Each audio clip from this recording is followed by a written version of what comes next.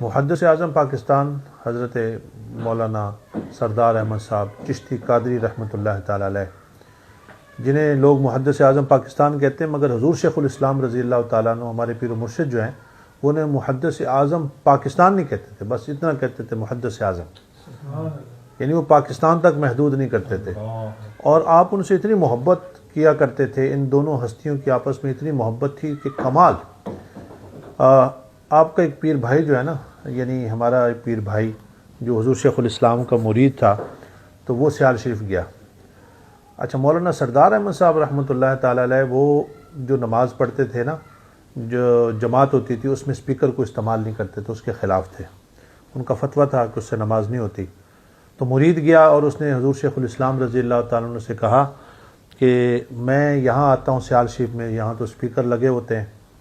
تو یہاں نماز ہم اسپیکر کے ساتھ پڑھتے ہیں، اور وہاں جو ہے فیصل آباد میں ہم جاتے ہیں تو وہاں پر اس کی ممانعت ہے، آپ کا فتویٰ ہے، تو آپ بتائیں، آپ ہمارے پیر ہیں تو ہم کیا کریں؟ تو حضور شیخ الاسلام رضی اللہ تعالیٰ نے فرمایا، او سنگیا، جب یہاں سیال شریف آیا کر تو پڑھ لیا کر، اور جب فیصل آباد میں ہوا کرے نا تو محدث اعظم جو ہیں ان کے طریقہ کار پر عمل کیا کر۔ یہ ہے وسیع القلب، یہ وسیع الظرف، اور ان کا وہ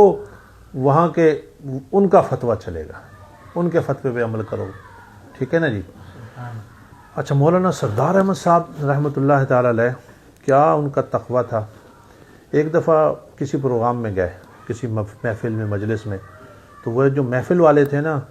انہوں نے جو پہلے ٹانگوں پہ وغیرہ پہ جاتے تھے، انہوں نے ٹانگے تک کا کرایہ تک نہیں دیا۔ تو آپ کے ساتھ آپ کے مریدین بھی تھے، شاگرد وغیرہ بھی تھے،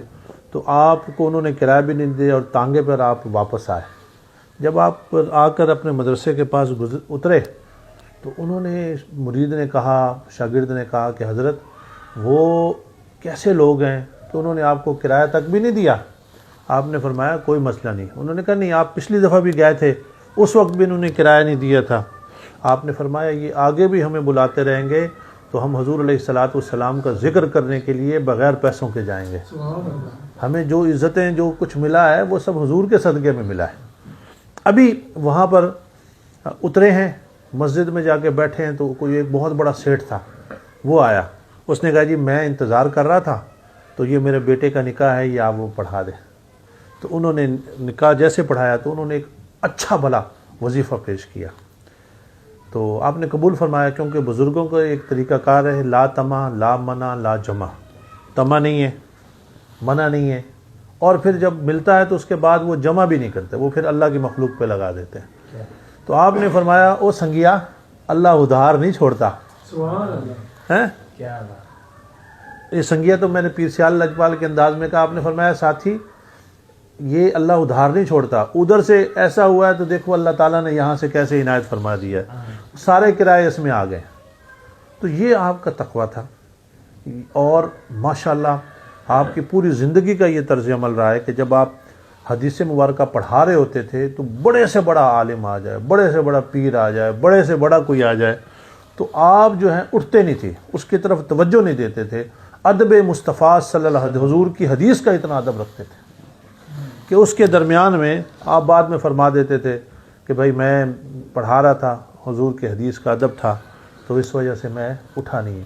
تو آج کل کے جو علماء ہیں یا آج کل کے جو رہنما ہیں، ان کو سوچنا چاہیے کہ جب وہ کسی مجلس کے اندر بھی جاتے ہیں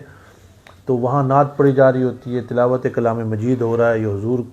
کا ذکر بیان ہو رہا ہے، تو وہ باقاعدہ ایک پورا جھمگٹا لے کے ساتھ جاتے ہیں، مریدین کا، دوسرے لوگوں کا، پورے پروٹوکول کا، تاکہ پتہ چلے کہ کیا نام ہے۔ یہاں مجھے میرے والد گرامی رحمۃ اللہ تعالیٰ نے ایک بات بتائی کہ حضور شیخ الاسلام رضی اللہ تعالیٰ نے اپنے ساتھیوں سے کہا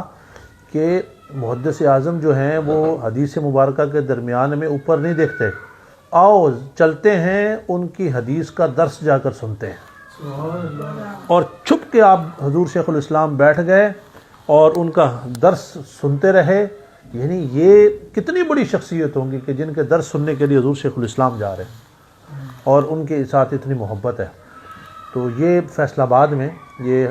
صاحبزادہ حاجی فضل کریم صاحب رحمۃ اللہ تعالی علیہ یہ ان کے والد گرامی ہیں، اور سنی اتحاد کونسل جنہوں نے بنائی، اور ان کا بڑا اہل سنت کے لیے کام ہے۔ تو ان جیسی شخصیات کا ذکر کرنا، ان کی فکر پر عمل کرنا، اصل یہی سنیت ہے، اصل یہی اسلام ہے۔